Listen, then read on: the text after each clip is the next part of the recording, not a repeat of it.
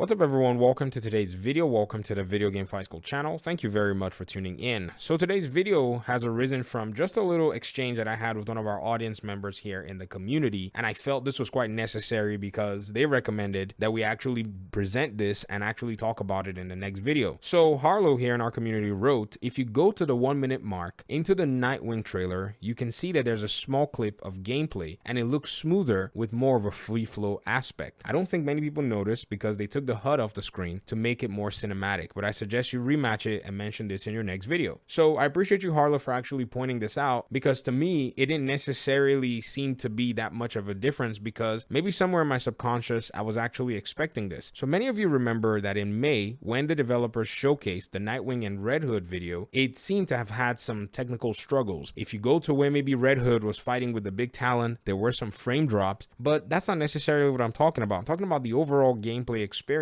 Some people kind of felt that the performance was not up to par. Now, I traced this back to Digital Foundry's podcast where they actually slightly mentioned Gotham Knights. Now, my focus, on the other hand, for that particular video was that they were talking about why the game probably was not going to be coming to the PS4 and the Xbox. But in that same podcast, they mentioned something about being a discrepancy between how the developers may have actually captured the gameplay and uploaded the gameplay. In fact, they specifically said that it seemed like the game was running maybe at 30 FPS locked, but they did not upload the footage at a better frame rate to be able to match the refresh rate that a lot of people watch these particular videos on. Well, I think that an issue I had with the trailer, I put it in the Slack yesterday, is why is it so jerky?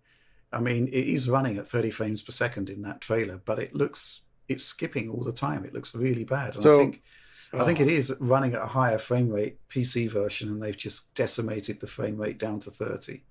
That would be my theory, but I really hope the game doesn't run like that, because that's not looking good.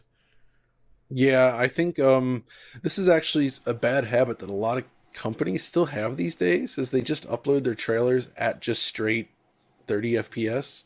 So they think, oh, we have a 30 FPS game or something like that, but it just doesn't work because you're not matching the actual refresh rate, right? Like, even if you have a 30 FPS game, you still want to upload it at 60 frames per second or 60 hertz so that you get the correct frame cadence on playback. And here, that's not what you're getting. So it just looks really kind of choppy, not smooth. Yeah. Now, I didn't necessarily think that would probably make a big difference until today. I started going back through the comments that you can find under the gameplay trailer, and you're going to see that some people have basically been mentioning over and over again how they much preferred the gameplay that they got to see, and it seemed a lot smooth. And I think this was probably the discrepancy. I think what we saw in May and what we're seeing in June, granted, they might be from different builds and perhaps some things have been kind of ironed out. It could be that just the frame rate of which they had captured the gameplay and also uploaded the gameplay was probably something that allowed for a better gameplay and visual experience that we got to see today. Now, I wish I was really good at analyzing the technical aspects of these gameplay clips. I'm not necessarily good at that, but from a few things that I got to see, the gameplay reveal seemed to be much more generous with the use of motion blur and just having the game look very well in terms of lighting, in terms of some of the locations that they got to shoot some of the combat footage. I think it really did a good job. They were also able to balance a lot of the color discrepancies as well. And if you look very closely, there's a very short place where it's like at the back of an alley where you see Nightwing and Batgirl for just a short second, and then you see Nightwing and then Robin. The color schemes seem to have stood out very well. Now, this may not seem like a big deal, but I do remember the last superhero game that we got that was one of the biggest deals in everybody's ears actually showcased the ability of the game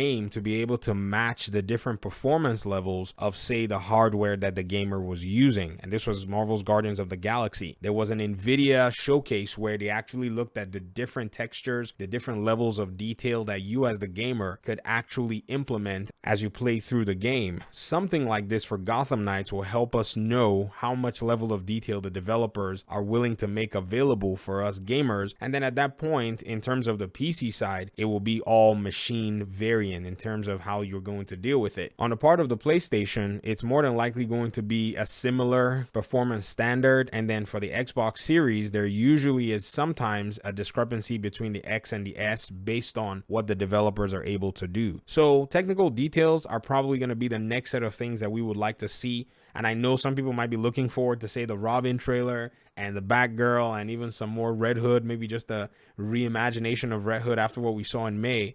And I'm excited about those things. But from the technical side, there is no harm in the developers actually doing a technical showcase when all of this is actually said and done before the release of the game. So thanks so much for watching the video. I really appreciate you guys' time and audience. Leave some feedback. I'm sure many of you will probably go back and rewatch this after this video just for you to be able to confirm with your eyes. Maybe play it over and over again and kind of, maybe watch slowly to see if you can spot an improvement in terms of the difference between May and the June reveals. So we'll talk very soon. Hit me up in the comment section. I appreciate you guys' time and audience, and hopefully we'll talk soon. Peace out.